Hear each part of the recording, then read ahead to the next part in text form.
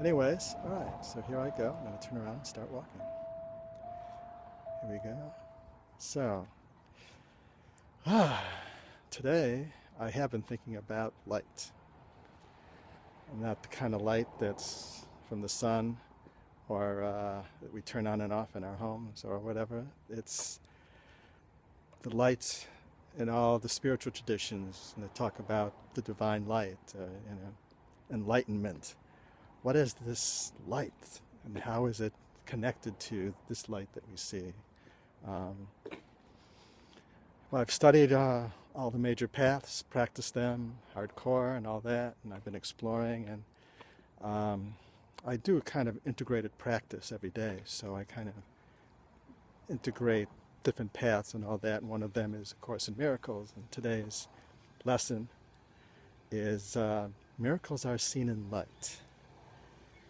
So once again, there it is. But there's an interesting kind of section where it talks about light as being holiness and truth. So light actually comes from holiness and truth. And what does that mean? How is that possible? Well, if we say that holiness with an H actually is connected to wholeness or wholeness with a WH. So let's assume, thought experiment here, let's say that each of us is an individual cell in a greater mind, a greater consciousness, and the whole sum of us, the whole self, that's what holiness is. And when a holy person is in front of us, they're actually operating out of that whole consciousness. And in a way, when you're seeing from that space of holiness, when you're seeing from the one self, not the separated self, but the one self,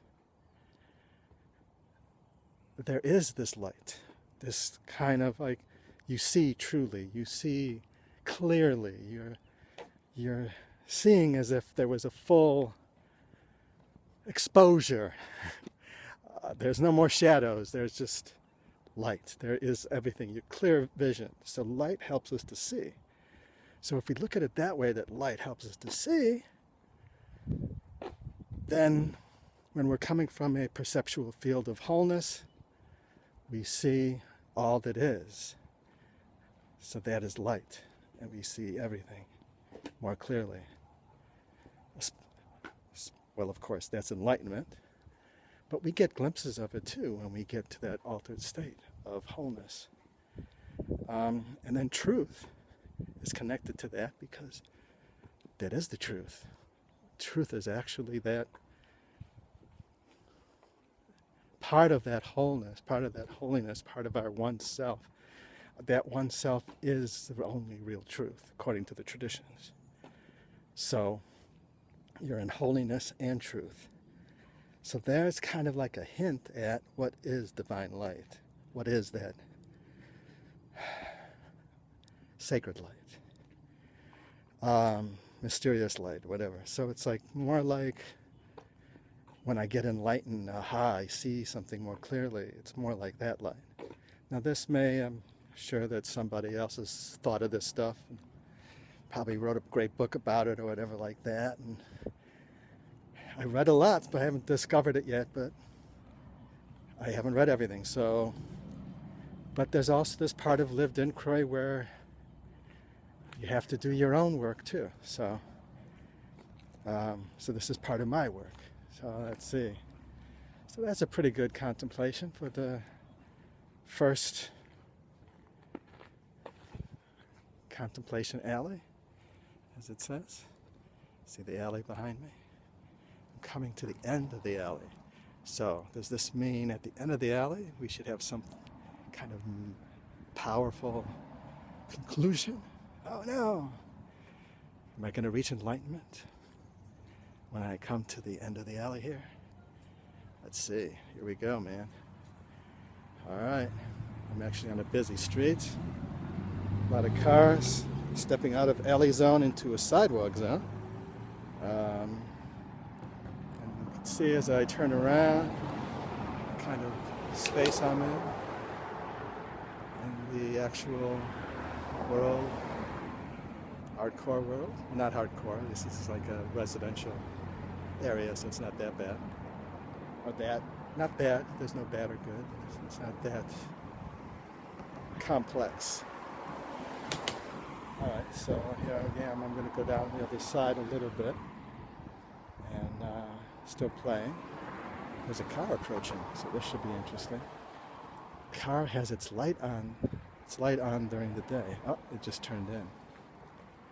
So, light was out, and yet the car had its own light. Ah, interesting. So, maybe I could play with that. So, what is that? What could that mean? That as we go through life, there's light around us, and then there's light that we use to look out at the world ourselves, kind of directional light. So we could direct our awareness. I'm just playing here. Anyways. I don't know.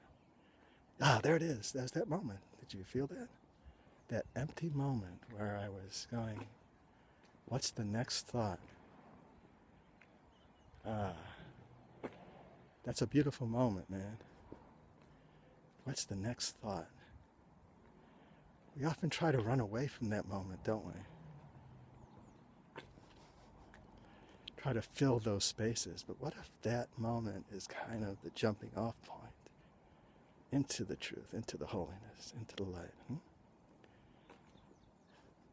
Probably is. Anyways, so that's cool. That's the Zen no mind. Yeah. Thinking about the different traditions. Oh yeah, that moment, that emptiness, that full being present. Being present stops the train of thought, the thought train. Thoughts are good, they're tools, but they're not us. And we get caught in thinking that we are our thoughts, that we are this body, that we're separate. But that's not the truth. That's not the whole picture. So once we have the whole picture and the whole truth, we is holy and in the fucking light. Excuse me. Pardon my French. Why did I say pardon my French? I'm just riffing. See if this works. A little riff. But I'm exploring here. So, yeah, there's another blank one. I love it. All right. Well, contemplation's like that, man. You got to make room for the incubation, for the empty space, for the light to come into. Right? Yeah.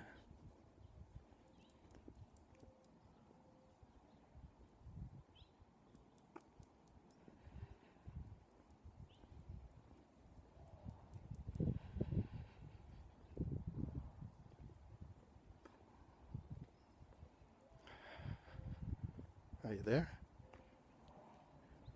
Try to just be there, man. Can you be in that space?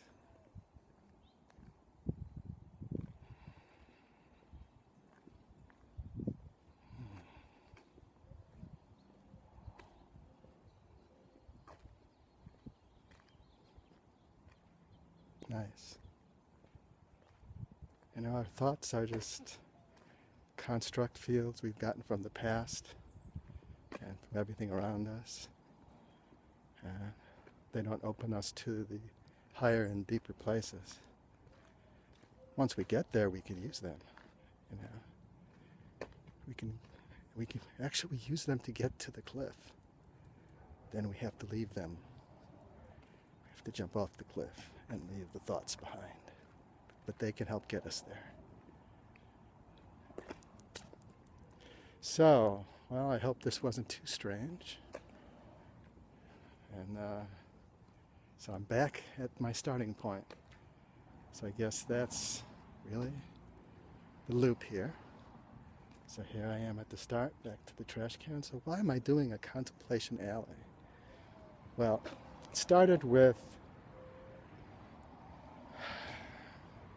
necessity, in that I am semi-homeless, hanging out with friends and all that stuff, so I don't really have a great space to use. And walking up and down the streets, there's a lot of traffic. The alleys have less traffic. Then I was thinking about it though, and you know, when our busy lives are like the streets, you know, and we got to go into the alley of our day, the alley of our consciousness. We have to get behind that and like make some space, you know, to contemplate, you know. I mean, right now we just use it to throw out our garbage, right?